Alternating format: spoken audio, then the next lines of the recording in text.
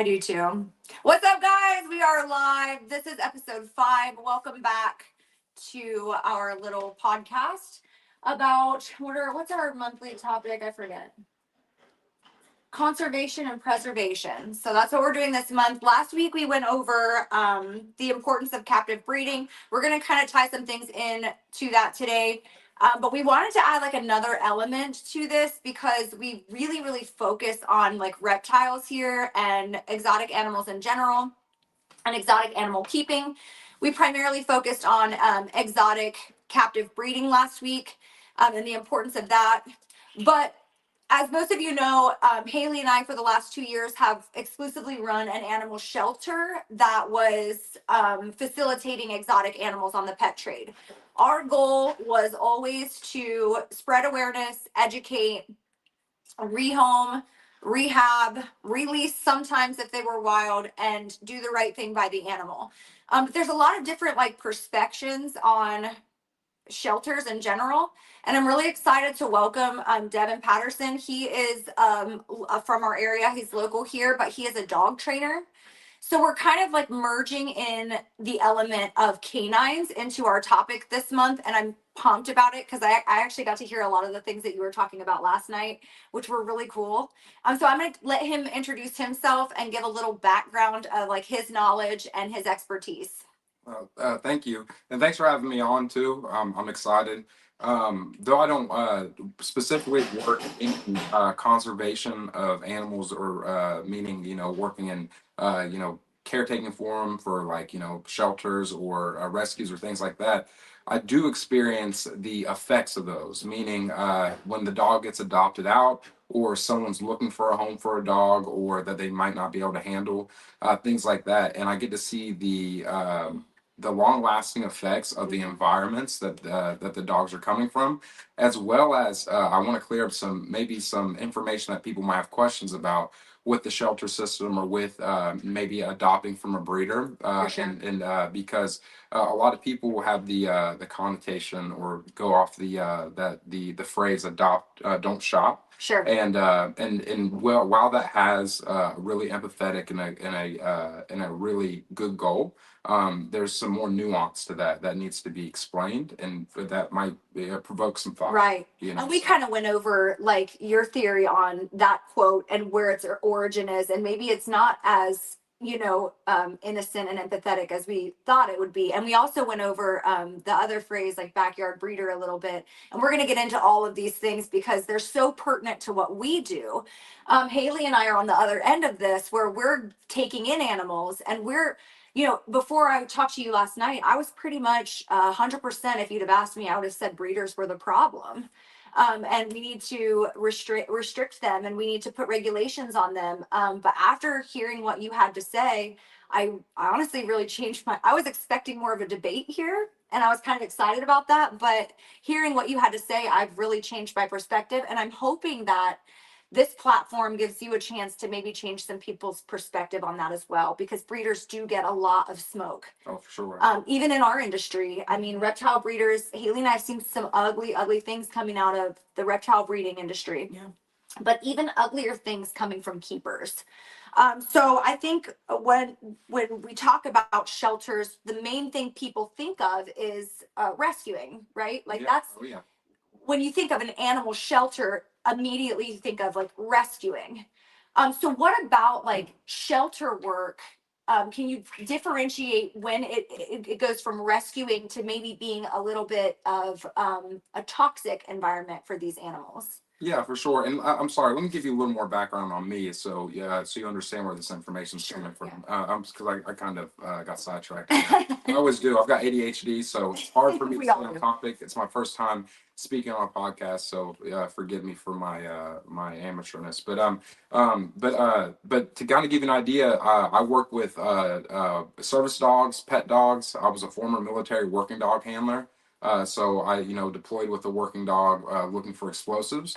And then before I got out, I was helped train my friends to deploy and take on roles as military working dog handlers. So my experience with dogs are dogs that can bite and find bombs. And then in 2019, I started my business to just train pet dogs, have a fun life. But the problem we run into is these pet dogs come from whether genetics or from environmental reasons, become aggressive or fearful or reactive to other dogs or aggressive to other dogs. And from my experience, uh, a lot of the times, well-bred dogs don't really have a lot of issues, right? So if I get a dog from a breeder, that I get an email saying, or someone who adopted from a breeder, I get an email saying, "Hey, I've got a Bernese Mountain Dog. It's 8 months old. It's happy-go-lucky, but needs some training." I'm ecstatic because I know what to expect about that dog. I know the breed standard. I know how to give it the best possible environment and learning standards and structure to make it learn the best and tailored to that dog specifically. And you can become well informed on that specific breed. Oh, yeah. Where it's a little bit harder when you have a dog with multiple breeds to kind of learn. It's harder when you have multiple these, like, I guess Heinz 57 dogs is kind of what we call them. To learn about their antics and how they perform and how they do in a social setting, etc. So what you're basically saying is the problem isn't the, and I know we talked about this last night. When you walk into a shelter, you're not going to find these like well-bred dogs. Yeah, Well, yeah. When you walk in a shelter, and this is on their stats too, you can see on the Humane Society stats, that their top breeds are pit bulls, Chihuahuas, Labs, and those aren't really and Beagles. Those aren't really, and very rarely are you getting a purebred version of those dogs. Right. You know what I mean? They're usually lab mixes, pitty mixes, because they're trying to market these dogs to some places don't allow pit bulls. So sure. even though that dog might be 95% pit bull or 99 with a super mud mixed Right. in. If they put in a boxer mix, then they're more, then that's on their paperwork, and then they can. Right. No, that makes sense. But So they're unfortunately, like finagling the system almost with. yeah, and unfortunately, not being completely honest on the paperwork or to the person might lead to that dog not getting the right environment or structure it needs. Like, for example, like you're a rescue. Like the way you take care of these animals, you give them the environmental needs that they Right. need. And we wouldn't give somebody a reticulated python who only had the ability to facilitate a ball python. Exactly. So you know what I'm saying? Yeah. So it works both ways. And I'm comparing the two because it is very similar.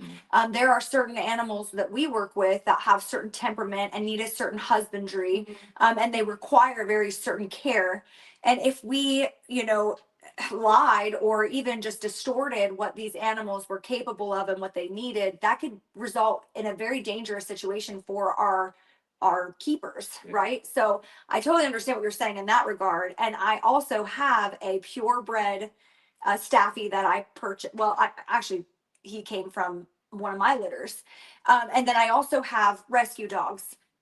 And the difference is crazy because you can see, Dale, for instance, I don't know what the heck he's going to do from time to time. Now, Balthazar, I did tons of research on his breed. I was able to decide for myself whether that's something that could fit into my family or not. We have kids, so I was, you hear all these statistics of pit bulls biting kids, and it's like, let's dive into that really far and figure out specifically if this is going to be something that works for me. We found that it was, and that's why we got him. But like what you're saying is all these mixed breeds that come in, you can't really differentiate which aspect of them is even going to show up. You know what I mean? Like, so maybe you have a pit bull mixed with a shepherd. How much pit bull? Is that something that even matters? For example, yeah. So like dogs are products of their genetics, just like people are products of their genetics, right? If you I don't know, let's take my family for example, right? My great grandpa boxed, my grandpa boxed. I like to box. My little brother likes to box.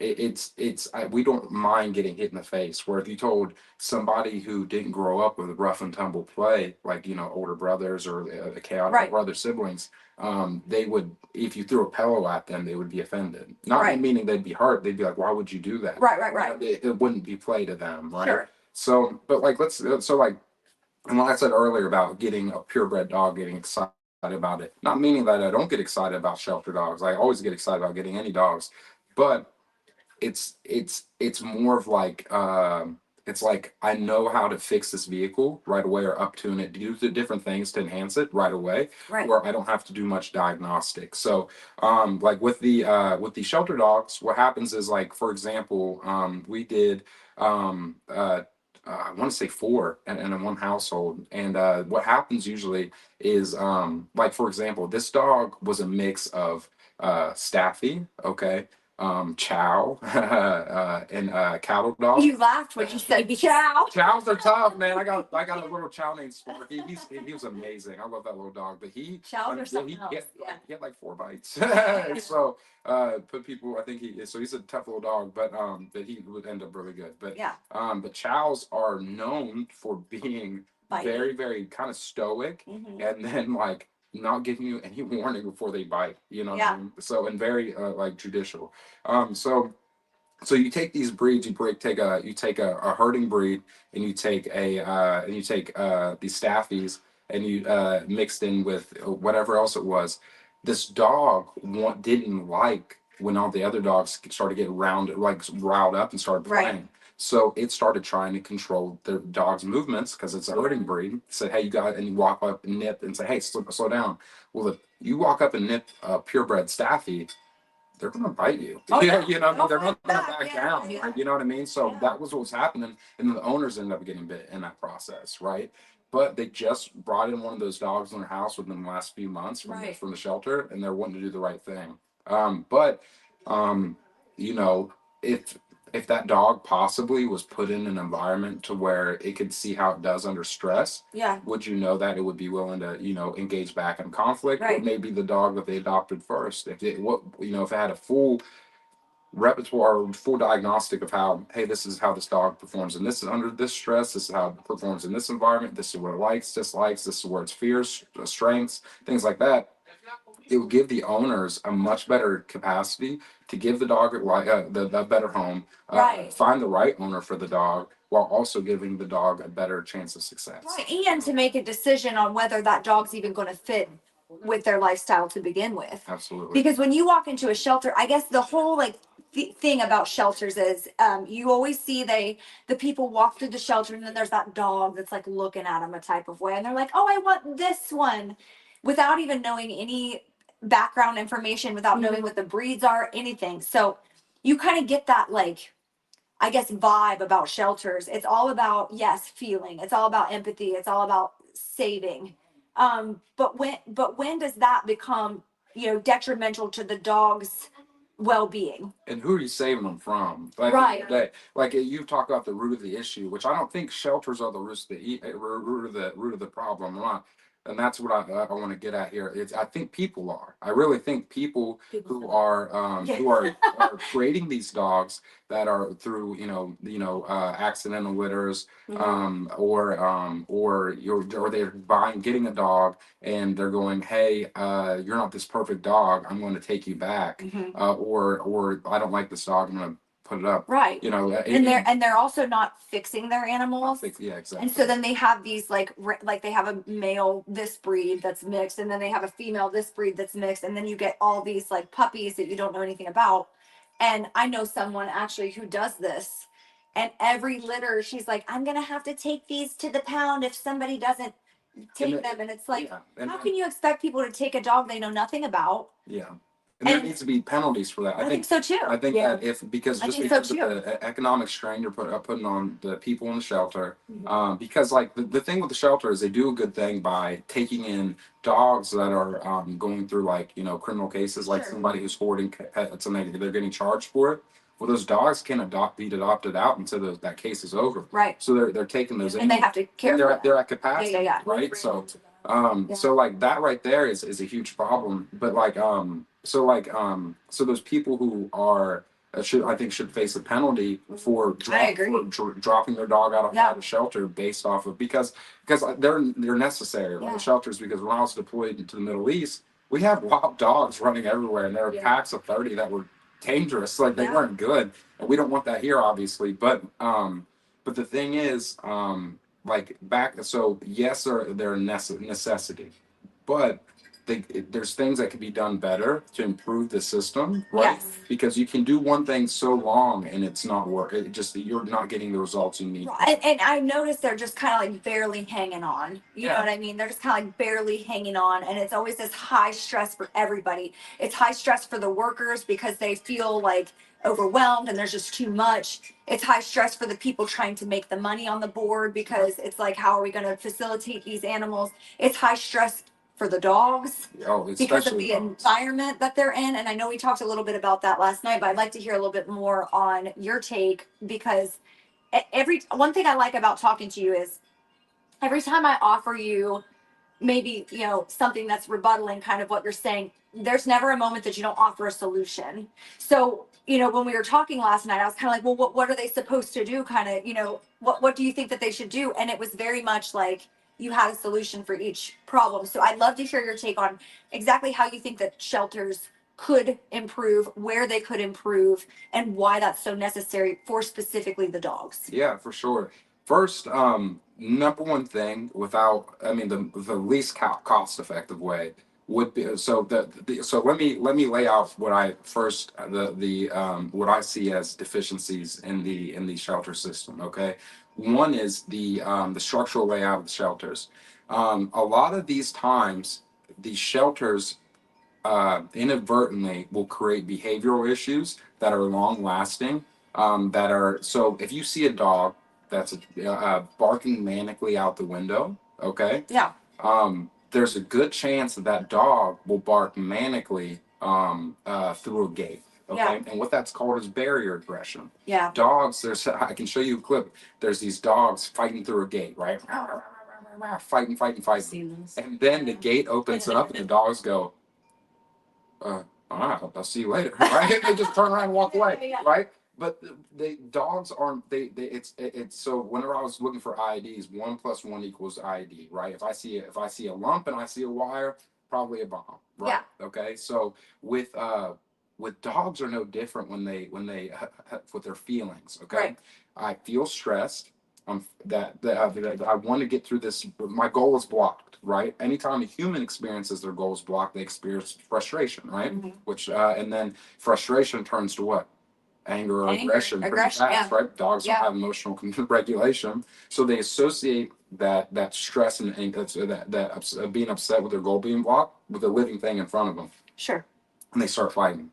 So you're saying that the reason that the barrier aggression isn't because of the other dog, it's actually the barrier itself. The barrier itself, yeah. And then the living thing on the other side of it. So like if you're walking through the shelter and you have a dog going up, lunging at you, and then you take it out and it's completely friendly, it's because of the barrier, right? And now I'm not saying you don't put the dogs on barriers. I just don't, they looking at each other like this can, so like there's a parasympathetic and sympathetic nervous system, sure. Right? So rest and digest is parasympathetic. If a dog is getting bullied through a fence while it's trying to eat, it's in a stress state, and that's when you walk into shelters, like well, and that's where you smell that the really stressful food, you know what I mean? And it's really it's that distinct smell, and because all of them are at a heightened stress level, right? And that's where you get those permanent issues that maybe you can't always, or they're not easily trained out of them because they've been in a stress response for so long. Yeah, absolutely. So there could be more emphasis on funding for fosters, which I know fosters are hard to come by for anything, but giving them outlets, right? So these dogs, so for me personally, so that changing the structure of a humane society or a shelter is going to take a lot of money, right? So that's not an easy fix. That's right. So that's the long-term thing. But ways to get dogs in and out of there, right, is one. So at the end of the day, shelters are brokers for less desirable dogs. Mm-hmm. At the end of the day, I don't mean that in a sense of disparaging what they do, but these dogs are hard to adopt for a reason. Right. Okay. People go to breeders. And they've been given up for a reason. Exactly. People go to breeders because they can get a dog that meets their expectations structurally, health-wise, lifespan-wise, and then temperamentally, right? If I buy a golden retriever, I can kind of get a good I can to see how I can fit in my life and what it will add. Right. But if I bought like a Anatolian Shepherd, like it'd probably ruin my life. You know what I mean? right? So because they're hard, extremely hard dogs, right? Yeah. So, but I can make an accurate decision. Right. So, but the thing is, when you have a shelter dog, you're not even being told what it is. Because Well, they don't see, even know a lot of the But time. some shelters, like especially around here, they're saying, "Oh, it's a German Shepherd," Yeah. and that's all they're saying. But it's mixed. But they don't. Yeah, it's mixed with a bunch. I don't agree with that aspect that they're saying it's one breed, but you don't know. Because especially if you're because at the end they are selling the dogs for a profit, not And profit like for what them, we but talked for about last the night, business. I mean, not business, but they're If- nonprofit. right? If It's to add revenue back into the nonprofit. right, So, but the thing is, like, if I said I'm like if I was selling cars and changing the labels on the or outside, teaching how many miles it had on it. you would be dishonest. And so the one thing is you have to start with being honest, right? Yeah. And being honest with yourselves on how can we make the environment better for the dog. Well, these dogs need stimulated, right? If a dog's in a shelter for a year, there could be some work done with it, right? And a dog can make, so to give you an example, I'll take a dog that's biting humans and they won't bite at anybody again, and I'll have them for only 6 weeks. Yeah. Okay. Dogs that are hyper aggressive to other dogs, I'll have for 4 and they're manageable again, right? But if these shelter systems, so the shelters, they're not behavioralists or dog trainers, and even behavioralists aren't dog trainers. They're so the idea between a psychiatrist and a psychologist, right? Yes. A psychiatrist will treat your symptoms with medication, right? A psychologist will It's to the root of the root of the yes. problem, right? So dog trainers are more like behavioral psychologists, where behavioralists kind of will give you term definitions and say this is what's happening without, And they'll just treat the symptoms. to the best of their ability. Yeah. Right. So like shelter workers, they're good-hearted people without in-depth knowledge on how to really manipulate dog behavior. Sure. What is keeping dogs in shelters is, yes, there's sometimes their appearance, right? Not to be not to be racist, but black dogs are hard to sell, right? I knew you were it's hard. It's a truth. I knew you were going to So like the shelters, if you look, there's a lot of darker or dark, because dogs are, so the number one use for a military working dog isn't their capability to bite or to find a bomb. It's their psychological deterrence. Okay. Black dogs are a little more psychologically deterrent, because they're, that you see a black animal in nature. Oh, what, big panther. Sure. Just what's ingrained in us, right? Right. It's just the color system, right? As far as that. Okay. So, but if these dogs were able to go into public, have a trainer, work and you market this dog, hey, they have these issues, right? They're working through these issues. This is the kind of lifestyle they'll need, and they're good with X, Y, and Z, not good with X, Y, and Z, but they've been tested and then worked with, and behavior's been worked with and changed and manipulated enough, Sure. To where that dog is adoptable, right? That would start. If I had 3 people, and you said there's 50 dogs in the shelter, okay, I could have all those gone in 6 months. You know what I mean? Yeah. Based off of their behavior. Right, because you would know who to target. Not even just that, like people who want them, because they like, you take a little yip. So for example, like a little yippy, tiny dog that's full of energy, but like Ernesto de la Cruz, my Chihuahua. Yeah, exactly. In his younger days, he could have easily been really fun, right? If he was taught, so like, spunky, maybe a little athletic, hop up on stuff. And you can take that. If I could show like this little Chihuahua could walk off leash in Lowe's to sit down, stay, come heel, and listen and be in a house, right? That people would see be like, oh, wow, value in that. There's more value in that dog. Right? Yeah. Because the people, it's manageable. Not only did the people take care of the dog, but they invested in the dog. So it must be worth the investment. Sure. Right?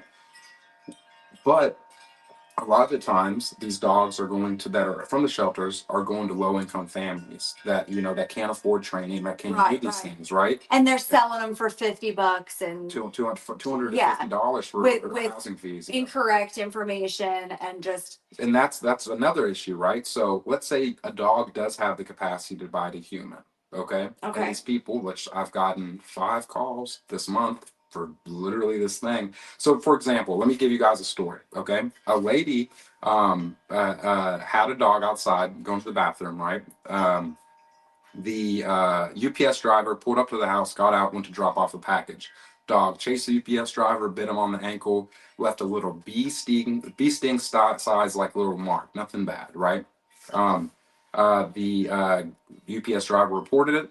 No more deliveries like how they usually do at the house, and then the homeowner's insurance dropped the people from the homeowner's insurance, right?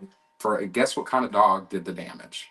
A mini dachshund, right? A little tiny dog, right? But they lost their homeowner's insurance. If you have a $400,000 house and then all of a sudden you lose your insurance and then you have a structure fire, you lost your whole livelihood and Over a dog. Yeah. right? So, so to give you an idea about bites, right? So let's say you have a dog that has the capacity to bite a human, or not because of its genetics of what breed it is, but because it's traumatized, Sure. right? And it's resource guarding and things like that because it's been put in an environment where it's become it comes resource guarding because resources are finite, you know, Right. and in the system. So, let's say the dog gets a hold of somebody and they have stitches, bruising, and time off work. 6 stitches, 4 stitches, nothing terrible, right? That's a level 3 dog bite. And the average payout for a level 3 dog bite, and lawyers actively advertise the statistic because they make bank off of it. The average payout for a level 3 dog bite is $90,000. If you adopt a dog that has trauma for $50 or $200, And now, is this bite unwarranted? Or because I know that there's like in Ohio, it's like if they're taunted, teased, or tortured and they bite, they're protected under that law. pretty much under abuse, Yeah. right? But Yeah. like someone walking on your, it's just, people call me. It's just people coming on their property. Sure. So it's an unwarranted bite. Yeah, negligent bites. You Yeah. know what I mean? So Mhm. and it could be really detrimental. But if you knew about this dog and its capacity to do so, you could put it in the right place to say, hey, it could possibly bite somebody. It needs a more experienced owner. It needs this kind of lifestyle in X, Y, and Z, right? Right. But that'll keep dogs from coming back, right? And things like that. But if you put and some of these dogs though in the shelter system have psychological disorders that aren't from the system or Right. from breeding, right? When, you know, like a mother and son breed together, dogs, because, you know, that happens inbred, quite yeah. often. I have a good dog in training that's inbred right now. You know what I mean? And it's a sweet dog, right? But goofy. It's all get out. But like, Goofy. inbreeding's different, obviously, with dogs than it is with people. But like, but it does. I mean, but there's a right way to do it, right? Some breeders will we'll back what is it? Back breed or back I can't remember what it is, but they'll breed like a family member together to preserve some traits. Yeah. And it doesn't affect the dogs like it does people. Right. It's not like, okay, so, and I found that out as I was adopting my John Schnauzer.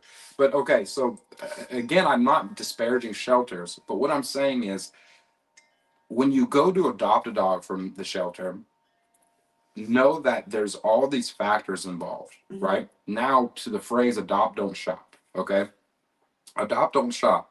Okay, yes, you need to rescue these dogs and they need homes, but there's a lot more liability, there's a lot more unknown, Sure. and there's a lot more responsibility Sure. on the owner than it would if you adopted from a breeder. Right. You're not Well, and you don't know the age of the dog. You don't know what kind of health issues it has. You don't know if I know with reptiles, specifically with ball pythons, we've had a lot of ball pythons who had respiratory infections. Once an animal has a respiratory infection, it's way more likely to get that. So when someone would adopt from us, we had to disclose, like, hey, We were very honest. this animal's had a respiratory infection in the past. It's very susceptible to getting it again. Make sure that you're keeping things. I mean, and why would they want to? They could turn around and be like, well, you know what? We want a healthy animal that isn't susceptible to these conditions. And I think we're going to go through a breeder. And that makes sense to me because it's like they want to have the luxury and the being in, you know, being able to see their snake and be around their snake and have that, you know, what word am I looking for? They want to be able to have that ability without the added stress of, is my animal going to get sick? Mm. And because vetting your animal is expensive. Yeah, it is. And so vet bills are expensive. I mean, yeah. how much you said? How much did you spend on your saving your little Chihuahua you So rescued? You know? Dale's, we spend $200 a month on Dale's heart medicine, Mm-hmm. and that's after what 5 trips to the vet. Yep. That added up to be around $2,500. So we got the dog for $50. Yeah. You know, and we didn't get the dog because we wanted another dog. We got the dog because I wanted to save him. Yeah, you've had a heart. I knew he wouldn't. I looked at his picture. I saw he was old. I knew he wasn't going to get adopted. So I was like, I just want to do this for this dog. Yeah. So and we did, and we knew what it was going to cost us though. But I'm in this industry. I understand it. Yeah, oh, yeah. Someone who might not, this could be really detrimental for their finances because Sure. I mean, right off the rip, we spent around $1,200 on Dale. Mm-hmm. And had we not known what we were getting into, because I am very much an animal rescue, I know what this looks like. And I've rescued dogs, I've rescued cats, I've rescued possums. So I'm not, exempt from knowledge on this sort of thing. But had it been somebody who was like, I've got $50, that dog looks sad and I'm going to buy it. Well, like the last hoarding case Yeah. in Parkersburg. Yeah. People got them and then they're posted on the community page. Well, the dog's peeing inside. The dog's hiding in a Yeah. corner. Well, yeah, that they were They're gonna- living they're in gonna their be- they're- feces. yeah, And they're like, not. I don't know what to do. So yeah, you guys rescued them from that, but you take on Right. that person. And if you are, and here's the other thing, if you're not equipped, you've done them no favors. You've actually set their life back Right. tremendously. Now, so that being said, now people have a really bad connotation of breeders, right? Mhm. And there's that term backyard breeder. We talked about that, yeah. I'm sorry. I'm trying not to cuss. Listen, I Oh my cuss. gosh, thank God. I cuss all the time. You're- I'm a veteran. If I start cussing, I'm sorry. If you're watching this, I'm sorry.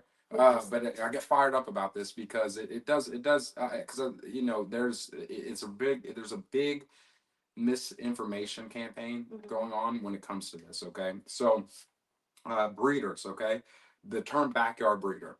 Every freaking breeder is a backyard breeder, meaning Yeah. you're breeding out of your house. So You're can breeding I out of tell your you, yard. when You I know what I hear mean? the term backyard breeder, can I tell you what I think it Yeah, means? go ahead. Absolutely.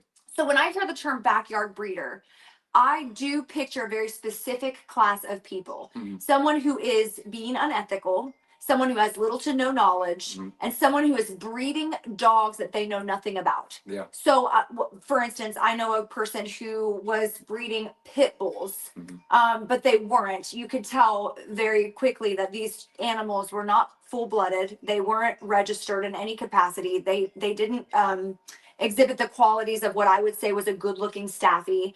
There was no genetic testing done. They just got 2 pets that they thought were pit bulls and started breeding them. Mhm. Puppies were hideous. I mean, it was not done properly. Mhm. So when I think of the term backyard breeder, my mind immediately goes to these people who are breeding animals unjustly, ignorantly, with little to no knowledge and absolutely zero, I guess, passion for what they're doing. They Yeah. just want money. Yeah.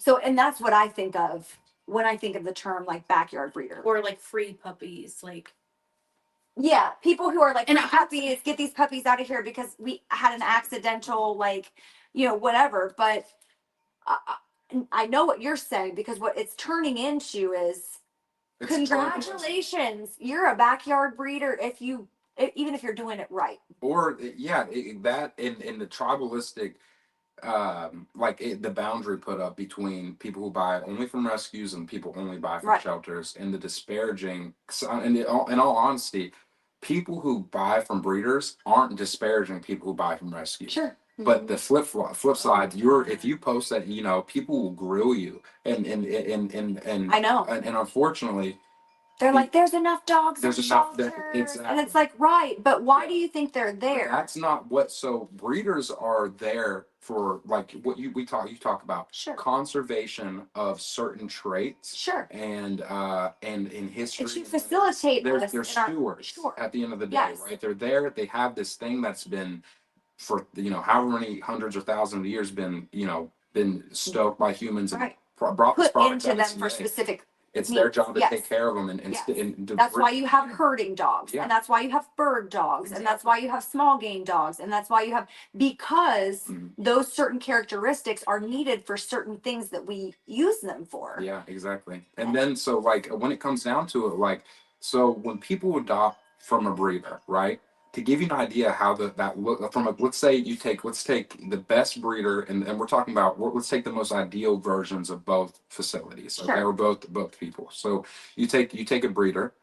The dogs are raised with their mother till they're about 8 weeks old. Those puppies are going through different developmental stages, and so Sally has Bernese Mountain Dog puppies right now. Yeah. And those puppies are hitting key milestones, and she's extremely excited about these puppies going from, hey, they're walking around, they're showing their eyes, hey, I can take them and put them in this area now, hey, they can go here because they hit these milestones, right? Then she knew what milestones to even look for because Yeah. she knows her breed. And she's looking to make sure that Right. they're adjusting appropriately, that they might not have, Right. if they're having any, like making sure dogs aren't deaf, like all these things. Yeah. That make sure that they're developing healthily and not fearful, confident, and things like that. Okay. Well, and then for example, like one of her puppies was kind of sitting in the womb too tight, and its back legs kind of were a little bit wonky Messed up, coming out. yeah. But they're malleable as the puppies, so she was manipulating them, and the vet cleared it, like, oh, be a good dog, right? And it'll be completely fine. You know what she did? Still marking that puppy down tremendously, telling the person this is how it came out. Right, just in case something happens in the Just future. So they're well aware that, Right. but the dog was cleared, fine to go. But that's what a good breeder does. It's ethical. That's Yes. you see It's what I mean? ethical. Yes, and it is a property of good ethical breeding, which is what we fully support. And in her contract, if any those dogs can't go to a shelter, if they're going to be rehomed, she'll help them rehome them, or they go back to her. Right. So now when you think about that, that's really good, right? Yeah. So you're not only do you have accountability of the product that you're buying, right? But you have an out for that dog to have a good life if you can't provide it for them. Right. The dog breeds in shelters like we talked about earlier aren't purebred beautiful dogs, and if you see these purebred beautiful dogs, they're getting shared. The shared post is getting 100, 200 shares within an hour. It's doubled, tripled, even quadrupled what the other dogs get. Yeah, because because I know what I'm getting. Right. Versus I say this is a German Shepherd and it's all white with a brown thing and a wonky ear. No, it's not. It's partially German Shepherd. Right. But what else is in it? Exactly. And it's not meaning I think if good breeders set the dog's life up for success and then don't breed dogs with what are called hot bloodlines, right? So when you're looking to breed a dog that can bite, right? Like a Malinois, the female you really want to be more edgy, right? The male's more like structural aesthetic, things like that. The female's where you get a lot of tendencies from. So if like your breed, if you're for example, and this is where the bad side of breeders can come in, right?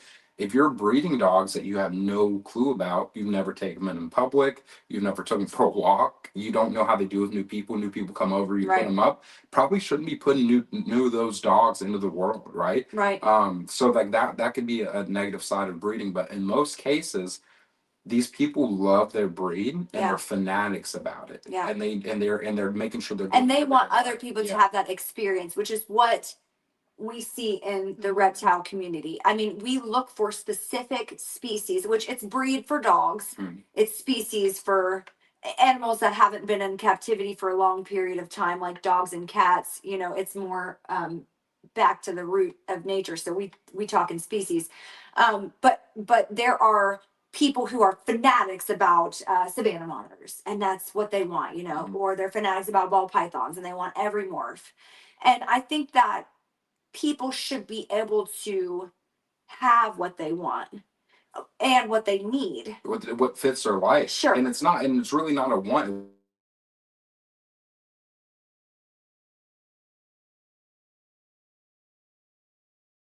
German Shepherd that they I think it wasn't a full bred, I think it was adopted from the pound. And they left it's wanted to be a farm dog. So they left it outside all day long. Well, that lady was walking down the street with a oh no, that's another one. But two commercial workers came on the property Okay, over a span of 3 days, a dog got 3 bites or 2 bites in 3 days. Okay, called me and said, "Hey, I don't want to change anything about my life. I want this dog to be exactly where it is right now. I just don't want it to bite people." Okay, if we have a human, like if I walked into public and I stabbed somebody, I would go to prison. I would go to prison in handcuffs. I would go to prison to a violent offender side. And if I'm going to point A to point B, I'd be handcuffed to point A to point B in that prison. And that's a human who can make conscious decisions. You have this dog that's shown you he's going to bite a person coming on your property Right, because he's and a doesn't shepherd, have the bred capacity to to think guard about his it. Yeah. guard his property, and you say, "I want to leave him unattended and he doesn't bite anybody." No, man, that dog needs guidance from an owner, right? No, well, if he bites somebody, I'm just gonna have to shoot him. You know, if you shoot, can I tell you something? And I told her, I said, if you shoot that dog, it's because you've made multiple mistakes and don't know how to caretake for a German Shepherd, and you should have never got it. It pissed me off, right? Yeah. And like, and it's the truth, and that's what in my side of the for training, what I see is people adopting dogs they probably never should buy, Right. and then they need help, and that's I'm happy to be there to help and give them the life they need, but they're going to end up paying money, some good money for it.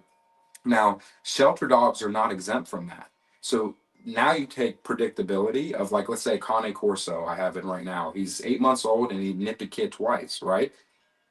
I know how to fix this dog. I just know what it's about. I know its breed. I know its wants. Play, right? Play is how you fix a lot of these issues with these dogs who are scared, fearful, aggressive. All these things you take, and it's called advantageous habituation, right? So let's take a shelter dog that you take it outside to go pee, and it's shaking, it's fearful, it doesn't Right. want to move, does all those things, Insecure. right? How do you fix that, right? One, you start slow, right? Take it to that a low stimulating environment, play yard, things like that, and you just get to know the dog, get it comfortable so it wants to engage with you. Right. Then you start play. You start making it have fun in that environment because the kid's not gonna be scared of Chuck E. Cheese if it's having Right. fun, right? And then you get it good in that area. Then you move to another, get it comfortable, introduce play and obedience until you can get to an environment that's like downtown Marietta, and the dogs, okay, when am I going to get my play? And they're having anticipation rather than anxiety. There's two versions of you in the future. Anticipation, I get on a roller coaster and I like it, and the drop's about to happen. Oh, I can't wait. That's a good side of viewing the future. Then there's anxiety. I don't like roller coasters, and it's about to drop. Oh my god, I don't want to. Right. See what I mean? A lot of dogs are in that state, which is a sympathetic nervous system Yeah. response, which they're stuck in from being in a high stress area. If you can get these dogs out of those areas, work with them, show them that there's good to be had outside and they don't need to be, locked in, conform, because you're not even seeing a lot of their behavioral traits because they're so, they've never, like, imagine, so dogs, dogs are like people in this sense, right? Imagine you haven't got to talk to somebody in a year, Yeah. right? Yeah. And I sit down next to you and I go, what would you like to eat? Right? You would probably panic. You have people getting out of jail, same thing. Yeah. If that's the only thing I can reference the shelter to for captivity is when humans come out of captivity, right? Because it's they similar. don't want to order. They don't know what to order from McDonald's. They don't know how to act. The menu is so overstimulating. There's so many options, Right. and they're like, I don't know, right? Or going to get shampoo. I've got friends that I boxed with that got out of jail. He was telling me a story. Michael Brown, great guy. But he went to the grocery store and he had a panic attack when he first got out because he was looking at the shampoos and there were too many options. That's a human. You take this dog that hasn't engaged with another dog at its full extent, trust and all these other things, or lived with another dog, learn how to. If I try to live with you for a week, we'd have issues, right? And it just because people, it's storming, norming, forming, right? All people, because you have to learn. You have to learn each other's. No, you I'm a fucking have peach. to. Well, like you have to learn each other's boundaries and things like that, Right. right? So what happens is like these dogs are like these dogs are coming from these environments where they're becoming a shell of themselves, and then getting out into the environment, and then they're trying to readjust and reacclimate. Right, and right. It's not therapeutic. It's kind of like throwing. It's scary. Yeah, it's like, so like even with children with autism, right? If they like a facility, kids who go to a facility and then do step down, Yeah. they'll go to a facility, live there full time. Before they're integrated back with their family, they'll go to a step down facility. Sure. And then slowly working And back it's into like, life. yeah, it's just like anything. Like Yeah. even like with like rehabilitation centers, then you have the halfway house, and you Yeah. have, there's always a step A step process to get them prepared for that lifestyle that they're expected to live. And zero step down between the shelter and owners. And, Sure. and now, do they have the resources to provide that, or maybe the capacity to have these conversations and Yeah, think yeah. about that? Maybe not yet, and maybe it can be added, right? Right. And like, It's definitely conversations that need to be had. yeah, for though. sure. But like, if you can give these dogs, if you can, like, because at the end of the day, shelters are dog brokers. Okay, that's it. Okay, and then kill shelters are dog brokers that kill their product they can't sell. Yeah. Right. Is that so? Who are you saving the dog? Who are you rescuing or saving the dogs Right. from? At the end of the day, breeders. I know my breeder I got my schnauzer from. She took one back, and 1 year old, and it's 15 now. You know what I mean? Yeah. She just loved the dog, because she created it. Right. If you create something, you have it. Well, and it's yeah. like what you said. Yeah. They are all about the breed they're breeding. It's their passion. It isn't about the money even. It's like, Well, some people it's about the Some money. people- Listen now that let me that they I ain't know no several. there ain't no lie in that. There's money in breeding, right? I paid $4,000 for my puppy, right? Well, that, And but it was also it's there's money that they have to spend too. tons. Sometimes breeders get Mhm. wrapped up in like medical, but unexpected issues, and they're willing to pay it because that's what they do. But like, for example, the lady I got mine from is breeding for 25 years. She has a farm and horse stalls dedicated that have been renovated for the schnauzers, so they can leave, go in the house, but they can go out. They like being outside. Right. So like, she's completely designed her life to that breed To of accommodate dog. them, You yeah. know what I mean? Versus the a Yorkie needs a way calmer environment than a Basset Hound. Right. You know what I mean? And if they're in a little Oh my cage, if they're in a cage, you know what I mean, or like a Yorkie mix in a Yeah. cage, stressed, and they hear bah, bah, bah, bah, barking, it's such a stressful Mhm. environment. Yeah. So if we could if you can't change the environment, get the dog out of the environment early and often, and improve it during those times. You know what I mean? And that's something that, I think shelters could definitely do better with, is when placing an animal, which, when I got Dale, they gave him to me the day I went. They know me. The shelters around here know me. I've worked with them all. So when I put my application in for Dale, they're like, please come get him. Get him. 'Cause they knew that like I could facilitate this dog. Yeah. I know I'm not, I'm not a newbie here, but the majority of people, that's not really how it is. So, when they place the dogs, it's just kind of like anywhere's better than here almost. Yeah. It's kind of like that's their mentality, like anywhere's better than here, so just get them out and get them in. And what you're saying is that's not necessarily the best thing to do, because there's no step down, and getting them out and getting them in somewhere that is detrimental to their mental health actually can make things worse And make for them- the animal. and make them dangerous when they leave. Yes. And not because of or not dangerous when they leave, but there's epigenetics, right? Yeah. You have genetic coding, right, that makes you. That could be switched on or switched off depending on. Yep. That could have Certain never things. been Yeah. expressed because you weren't in an environment to do so, Sure. right? Like if I, like,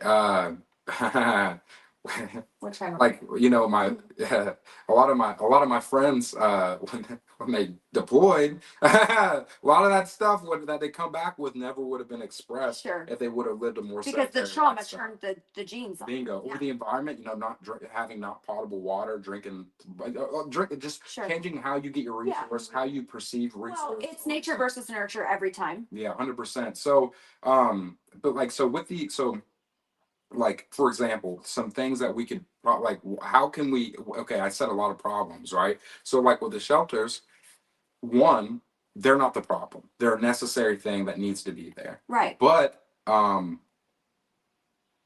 about like the owners dropping their dogs off? maybe they pay a little more of a fine that covers an embark DNA test. That's what I said. You know what I mean? Yeah. That says, hey, if you're going to, so if we're going to caretake for this dog, it's not free, or Yeah. it's not whatever. If this isn't the Yeah. this is the, you have to, because it costs money to Yeah. caretake for this, and you either pay for a month of caretaking for it plus an embark, which might be $500 $600 to do. But it's not just, you're not losing any responsibility out of this, because Sure. the dog's in this position because of you, the owner, dropping Right. it off. Holding Now- people accountable. Now there is times where there's emergencies, people pass away, things like that, health concerns. Those kinds of things are very, very, Like your mom passes away and she has a chihuahua and you can't take it. yeah, and like that so that's unfortunate, right? Yeah. But the chance of that dog getting adopted fast because it doesn't have a lot of issues, because it lived in the house a lot, is better than the ones that weren't, Right. and the story behind it, right? This dog is great. He lived in the house, he's potty trained, Mhm. he just needs a place to go. Right. Gone.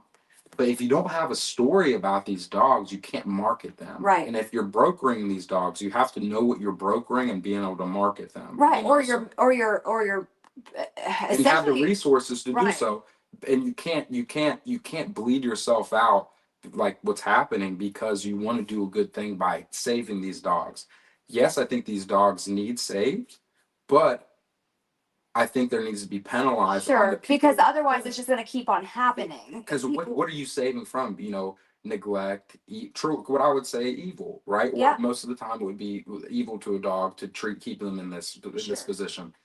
So you're going to pay for that evil. And am I honest, right? If you're going to give this dog up because you're not treating it right, or you weren't giving it the life it needs, sorry, a monetary fee of $500 $600, pay for embark and some food for it, isn't a big ask. No. You know what I mean? Yeah. And it takes some responsibility off them, right?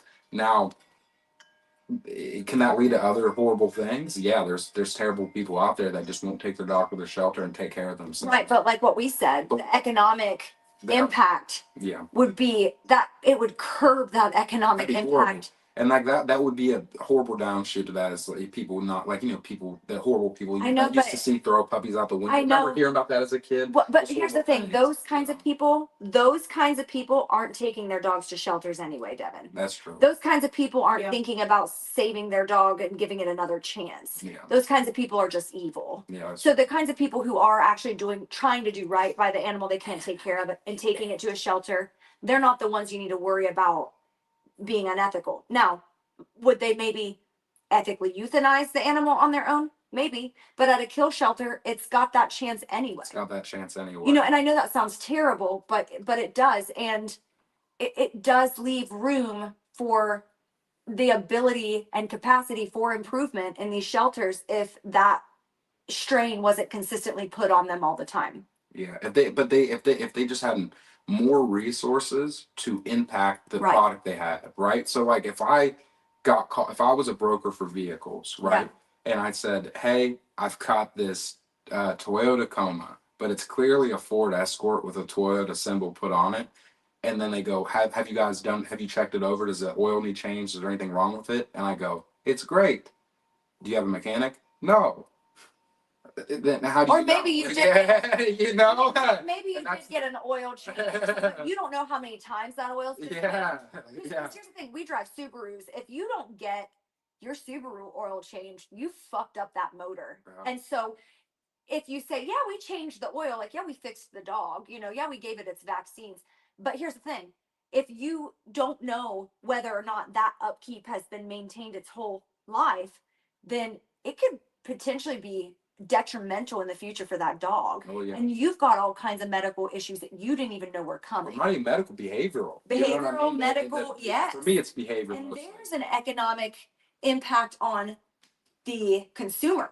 Immediately, because not only, but yeah, the medical side. So like when me and my ex-wife first got married, we got a puppy that had an autoimmune disease, and then she also got bit by a snake out in the when she's going to the bathroom. She stepped on it and got her. So like she passed away from throat cancer and the autoimmune disease at 6 months old. Right. I made $750 every 2 weeks, and I spent $1,800 on this dog's vet bills in 2 months. You know what I mean? And it's I wasn't 20. So like you think about that kid, we didn't do nothing, no more, eating out, all that stuff, right? But like it was, getting a credit card, things like that, just because I had so much love for this animal. We're trying to save it. But this animal came into existence from who? Why? Right. Well, if I so going back to the breeders, the breeders are pushing things into the world usually that are healthy, intelligent, and are preservations of human ingenuity. Right. Okay, and it's impact on nature. Um, And like you said, if there is an issue, it's usually spoken up. and you have And you have someone to hold accountable. Sure. Right? Right. You can hold a breeder accountable, Yeah. whether that's monetary or socially, right? You can leave reviews, right? But with this, right? You walk in, so like let's think about the environment the dogs are in again, right? You walk into a boarding facility like a daycare or anything like that. If you walk in and it smells rancid, you're not taking your dog there, right? You know what I mean? Yeah. And they're making 300 to 500,000 a year in most places, right? Right. Now, do they have the number of dogs they have? Absolutely not. But like those dogs are getting play groups. Those dogs are getting those dogs have personality. Now are they vetted and all these things? Yeah, but you can vet dogs. There's plenty of dogs that can play with other dogs in the shelter, right? And set up things that enrich their life, that give them similarities. If you can't put them in a home and foster, give them as many scenarios that are similar to being at home in a foster that you can gauge their behavior, playing with other dogs, adding a resource in with those other dogs, right? Like in control, right? Okay, there's a bowl of food, there's a toy, there's how does this dog respond to those things, right? Being able to fill out a sheet of behavioral diagnostics. Is this dog resource guard? Is this dog reactive to other dogs? Does this dog try to manipulate other dogs by hurting them with their teeth? Things like that. That has and that those. If you just ask a few 10 questions, there's so many complex behaviors that come off of that. It almost feels like running a shelter more like a business. Yeah, if it was ran more. If it was ran more like a business and less like a nonprofit, which nonprofits are business. That's what we run a nonprofit. We have a 501. You just don't make a profit for it, but it's still the same way you can get donations and not get taxed on. Now, to be honest, a nonprofit is easier than a business because for me, especially if you're getting good donations, okay, if you have good streamlined donations, that's what you right? We didn't. Yeah, but most time the Humane Society has a lot of people and organizations, bigger kind of corporations that will donate for tax write-offs, right? Because because I had to donate in the military part of my pay, right? Because they just like you had to choose, and the Humane Society was one of those things you could choose from, right? So you're getting a ton of donations, okay? But like if reallocate to based off of modern science and off of what is happening with dogs and what the environment will lead, what training can do, and what just knowing about the dog in front of you, and giving the opportunity to go to a house. Because if you can show off the dog can sit still for a picture because it's been trained to sit for 30 seconds. Yeah. You know what I mean? It sits still and look and then learn to, because in the shelter, how much are they learning and talking to people? Well, they're literally in fight or flight the whole time. They don't even have, I don't feel like the capacity to because you might come in and then you try to. Yeah, so just so you don't think I'm saying all this without trying to help, I took a few years ago, I took a team of volunteers, and one lady still volunteers at the shelter and then comes and helps me out at my shop to learn about dogs and then help the dog she's working with. But I took a team in there. We did some one-on-one lessons with these dogs, taught them to sit and stay and walk on leash a little bit. That way they were more adoptable, and I posted them online on my page and some videos of them working, and that got them adopted, right? Yeah. Because like you said, I think one got returned, but that's the system. But then it got adopted out again. My thing is, I didn't have anybody, like my goal was to go in there and have the shelter workers help me and volunteer and learn from you and learn from so they can take that knowledge and put it back into. And unfortunately, nobody took me up on that offer, right? So other than the one that comes and volunteers with me. Okay, so so the tribal, because I felt it was kind of tribal because the tribal is because I use on my so in dog training, there's force-free trainers, right? The same kind of empathy that kind of swirls around, the hyper empathy that swirls around in here. They try to anthropomorphize dogs, meaning you can't like I would never put a prong collar on a human, right? Because that's not where our brains work. We can rationalize, we can do all these things. Dogs go off their environment, and a prong collar is safer than a choke chain because choke chains are like slip leads that you'll use. Sure, I know That exactly. squeeze that causes they've done studies, Esophageal issues, scar tissue and, Yeah. and cancers, right? Because of the cells dying in there, right? And they've done that study on military working dogs, right? Um, they're using slips every time on these Right. dogs, and the dogs are Yeah. pulling. Mhm. Is that good for the brain? I'm being serious, right? Yeah. But if these dogs could be put on a prong, right? Because they got a whole bunch dropped off, but they couldn't use them. But it's a prong collar folds and does this and doesn't stab into the dog's neck. They look sharp, right? They look crazy, but they do this and fold and they go and pinch, similar to like if their mom would nip them. Right. Right. So it's a sensation that is already programmed in their body to have value without conditioning, in a sense. Yeah. Right. So because it's something they would have experienced anyway. Similar nature, right? Where a choke isn't. How often is a dog getting choked? You know what I mean? Yeah. That's what's happening on these slip leads, like they're pulling themselves. So if you can articulate in the way they understand, not because you have if you can tap into their instincts. Yeah, their biology. Yeah. But like you can't have prejudice against equipment, but you can have prejudice against styles, right? Like if you're using escape training, right, which is where just forcing the dog to do something. But for me, I use, operant conditioning quite often, and what I use is anticipatory conditioning, where I coined it.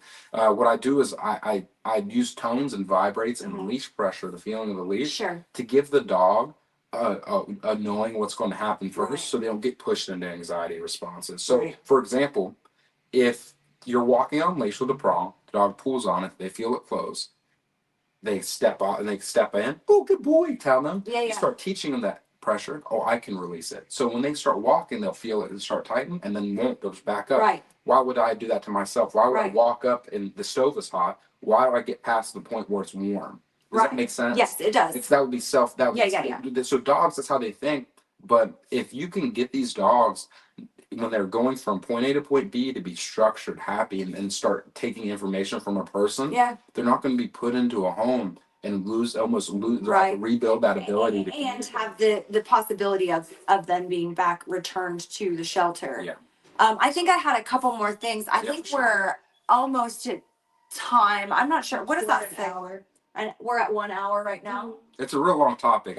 It's such a long topic, and I'm going to tell you, Devon, we do this every Thursday. So anytime that you want to pop on and like share your knowledge, we love it.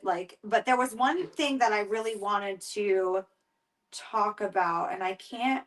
Oh, I wanted you to tell me about, you had said one particular thing yesterday, and this will be the last thing before we wrap up, because I think my window guys are back. You said specifically shelters view breeders as competition. At the end of the day, they are competition. And so this is where these terms are coming from. This is where, at the end of the day, shelters can't get rid of dogs, because if there's dogs in homes that people were and they really like it, they can't put, like if I got a Bernese Mountain Dog and then I go, wow, I had a shelter dog before, it was nothing like this lovable, big, fluffy creature that is as advertised. I'm probably going to stick with what I like, right? Just like cars, people get you you just say you drive Subarus, right? Yes. People have preferences. That's not a bad thing, because it fits your life. Right. Where you could say to me, there's 100 used cars on lots. There's like that. There's there's low mileage used cars everywhere, right? So it's not. But it's not my hunter green Subaru Outback that I had to have. So if you think of it in this aspect, where I really don't think of it this way. My heart's in these dogs. I want to help these dogs. But when you think of what it is on paper, right? The shelter is there to take dogs that weren't really the most desirable in the first place, market them and put them in a place that can go, right? Without making them any more desirable. Right. The breeders, their dogs sell themselves. You have a wait list. The shelter doesn't have a wait list. You know what I mean? Yeah. These dogs sell themselves. Why are you seeing, like you see on, like Doodles, for example. I don't have anything against doodles. I just have a thing against certain doodles. Like, Right. So Aussie doodles have a higher proclivity to be anxious and put teeth on skin or on other Right, dogs. right. Or because of the Australian Shepherd, right? Probably shouldn't fly. And then I've had one that was aggressive that would bite somebody. Cotton white, beautiful dog, but would bite. Probably shouldn't make a dog that can bite look really beautiful and like Right. approachable. Right. Right. And put them out there like that. Exactly. Yeah. But like Bernedoodles and Golden Doodles, those two that I've experienced, like and Labradoodles are a little too high energy, Sure. right, for what they advertise of the doodle. But Golden Doodles and Bernedoodles are usually really, really like goofy, sweet. Sure. They make a good. Sometimes they make can a be good, yeah. fearful, but they're not horrible, right? Yeah. Just like any other breed, right? But like as long as they're two good dogs being bred that don't have health issues being bred, because like they'll breed, they'll health test the dogs. I don't have an issue with that at all. Right. Because the doodles are the easiest dogs to train. I think I'm kidding. Well, They're- poodles are really smart yeah, too. but poodles are great. I've got a poodle, right? My dog's a poodle. Well, I've got a purebred poodle, but um, they're really good pet dogs. Like, I'm sorry, excuse me.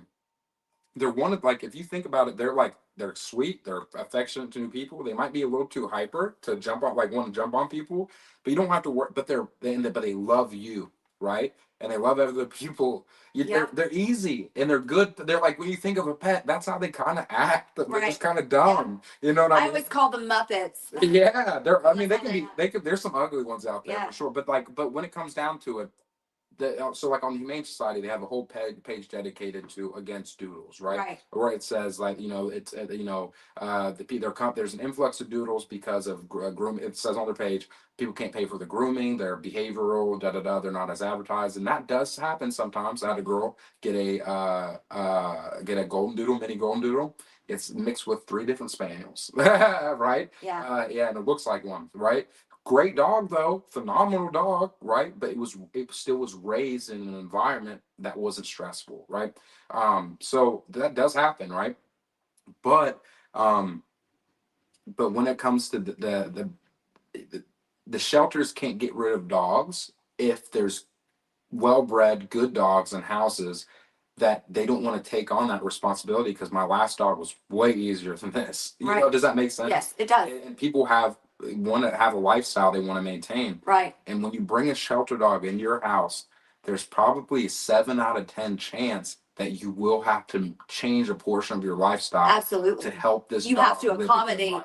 the difficulties that it's experienced. Yeah. So and the trauma that it has. And that's not to deter people from getting shelter dogs. No. This is to say, hey, Some people know what you're getting when you right. know what Some you're people doing. don't want to put in that kind Yeah. of work. But don't disparage the dog owners who Know what who they took want, all right. this information into account and said, hey, this is what's going to fit my life. Yeah. Because at the end of the day,